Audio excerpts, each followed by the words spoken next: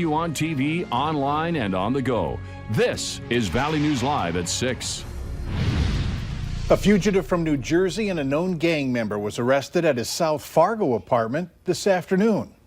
Authorities say 27-year-old Jerome Wesley Kuhn has a serious criminal history, including arrests for aggravated assault, unlawful possession of a machine gun, and theft. They also confirm Kuhn is is a Bloods gang member. The U.S. Marshal Service and the Metro Street Crimes Unit arrested Kuhn without incident at his residence at 2421 20th Avenue South in Fargo.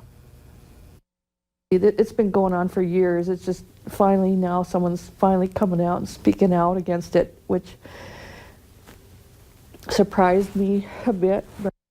After an explosive complaint by a former employee, many people are expressing their frustrations with Cass County Social Services. They say their cases were ignored, and in some of the worst cases, they had their kids taken away.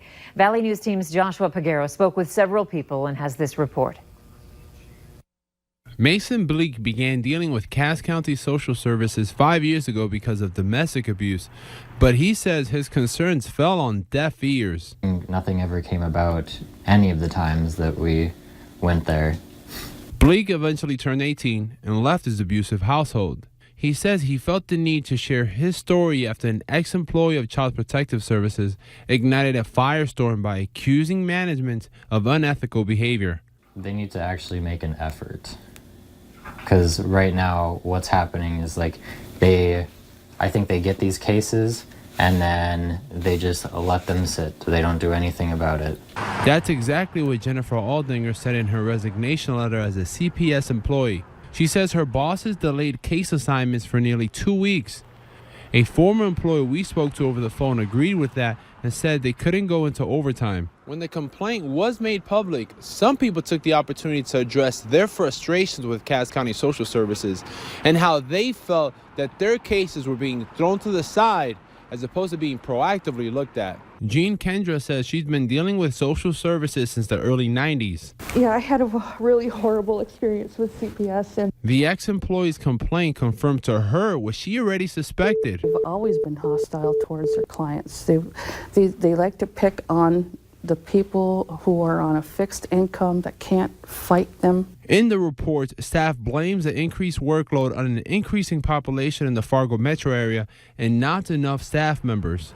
Management began taking action in the spring to address caseload. The most recent data on CPS cases we obtained shows that in 2018, in every quarter except one, the number of cases assigned outpaced those closed. This year, it's following the same path. From January to July, there have been more cases assigned than closed. In Fargo, Joshua Peguero, Valley News Live. We asked the county to make Linda Dorff available, but she declined. She is the division supervisor at Cass County Social Services. Cass County Administrator Robert Wilson says CPS employees are dedicated and the hostile work environment will not impact the quality of their services. Some of us went from a light jacket to a quilted jacket today, something a little heavier to handle the cold, and some were lucky enough to say they didn't get any more snow. Let's take a look at your no-wait weather now with Hutch. And Hutch, what's going on tonight? Well, we definitely had more areas getting rainfall than snowfall, but it certainly was a surprising start to the day for many, including in this area near New Rockford, covering the deck with the fluffy white flakes. Thanks, Colleen, for sharing. And actually over an inch measured in the Lakota area by Chuck. Thanks to all of you for sharing photos. This one from Orrin, North Dakota. And for tonight, following the flakes, we have a freeze warning for the James River Valley. Temperatures below freezing expected there and in central portions of North Dakota. The rest of us have a chance at seeing frosty conditions, and these clouds will play a big role. Right now, we're socked into clouds, but we are expecting them to break in the overnight hours. So this evening, light winds, temperatures falling slowly through the 40s and into the upper 30s by bedtime tonight in Grand Forks. I'll have details on where we're expecting our coldest temperatures and what we can expect to close out the work week here in just a few moments. Such talk too soon. It is. Thanks. West Fargo police are asking for your help identifying these people of interest in an ongoing investigation. If you have any information about them, you can call the West Fargo Police tip line. That phone number, 433-5333. Over in Moorhead, police are asking for your help in locating 30-year-old Ali Salaban, who is wanted for an open warrant for fleeing in a motor vehicle. If you have any information about his whereabouts, call local authorities. The Walsh County Sheriff's Department is warning you of a high-risk sex offender living in Minto. 58-year-old Alan Savigny is living at 422 3rd Street South. He was convicted in 2005 of digitally penetrating a 7-year-old girl on several occasions and also had the girl touch him. 2 people are now behind bars after an armed robbery at a convenience store in the Northern Valley. 18-year-old Valentin Mendoza and Raymond Algrim have been charged with robbery, terrorizing, and theft. After seeing this surveillance video, someone tipped off police. The robbery happened at the Loaf and Jug on University Avenue in Grand Forks early Tuesday morning.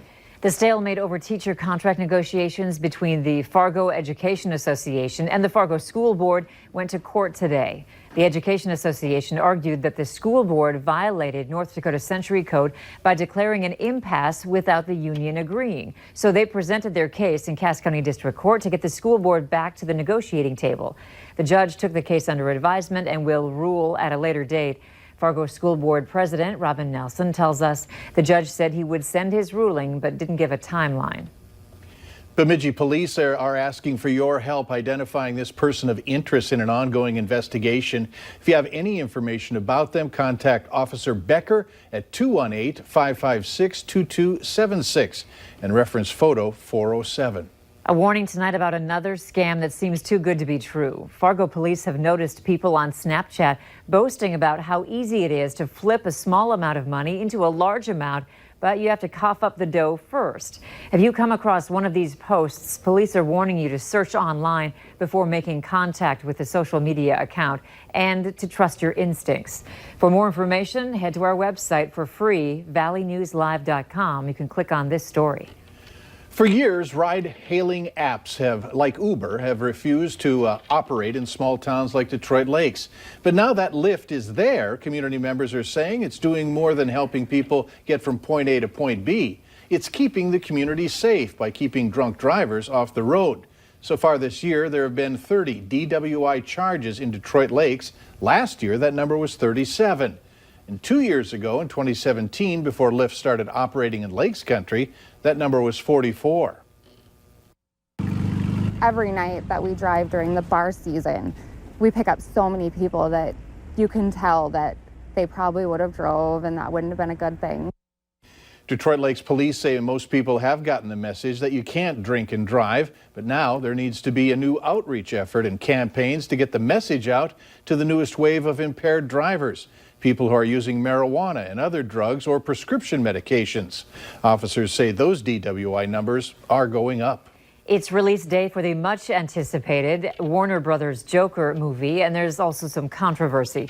Theaters across the country are banning moviegoers from bringing any sort of costume, face makeup, or toy weapons to the movie. Century Cinema in Fargo is taking extra precautions. People going there to see the movie tonight are not allowed to wear a mask or costume. This comes as a result of the 2012 mass shooting at a midnight screening of The Dark Knight Rises in Aurora, Colorado. You can look for more on this story tonight on Valley News Live, 10 at 10. California passed a first-in-the-nation law allowing college athletes to hire agents and make money from endorsements. Minnesota Governor Tim Walz says he's also open to the idea. The governor says he's not saying Minnesota should go the way that California did, but he believes there should be a discussion.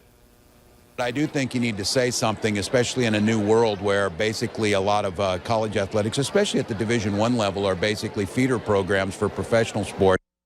Officials say the Fair Pay to Play Act won't go into effect in California until 2023, and it is expected to face some legal battles. California colleges, the Mountain West Conference, and the NCAA all are standing to challenge the act. And a reminder to join us this week at 11 a.m. for the Farmers Union Insurance Bison Football pregame show. We'll take you right up to kickoff at noon between the Bison and the Redbirds, live on the KVLY and KFYR Bison Football Network. Later on Valley News Live at 6, a reminder to keep a life-saving drug available after 2 overdoses in 2 days.